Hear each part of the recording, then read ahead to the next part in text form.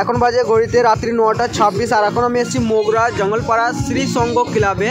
এবারে এদের কিন্তু 58তম বর্ষ লেখা রয়েছে দেখতে পাচ্ছ। আর এবারে এদের সরস্বতী পুজোর যে আকর্ষণটা রয়েছে সেটা হলো মুখের আড়ালে মুখোশ দেখতে পাচ্ছ। সামনে রয়েছে থিমটা, যে থিমটার নামটা বলো তোমাদেরকে। আর সব কিন্তু মুখোশ দেখতে পাচ্ছ, মানে প্রদর্শন করেছে।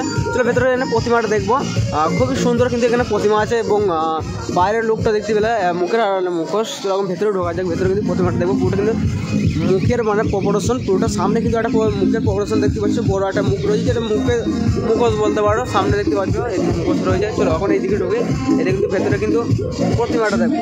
সামনে কিন্তু এটা কিন্তু দারুণ লাগছে, দেখতে পারো দেখো খুব সুন্দর। দেখো পুরোটা কিন্তু হয়তো বুঝতে পারছো তোমরা, লাইটিং দিয়েছে। আর মুখোশ রয়েছে চারিদিকে, শুধু শ্রী সংঘ ক্লাব মুখের মুখোশ সামনে ব্যানারে লেখা রয়েছে। এখানে দেখো একটা বালতি রয়েছে, তার মধ্যে যে রংটা পড়ে আছে, তারপর একটা কিন্তু মুখ কিন্তু তৈরি হয়ে গেছে এখানে। বাস দারুণ কিন্তু লাগছে, চারিদিকে কিন্তু শুধু মুখোশ দেখো। আর এখানে হচ্ছে প্রতিমাটা দেখো, ওয়াও প্রতিমাটা কিন্তু বেশ দারুণ দেখো, অপূর্ব রূপ। এখানে প্রতিমা যে সাইডে রয়েছে সেটা কিন্তু পুরো একটা কাদার একবারে নকশা করা হয়েছে, মানে একবারে আলাদাভাবে যে পরিণত হয়েছে তা নয়, কিন্তু দেখতে পাচ্ছ, বুঝতে পারছো অবশ্যই, দারুণ কিন্তু লাগছে।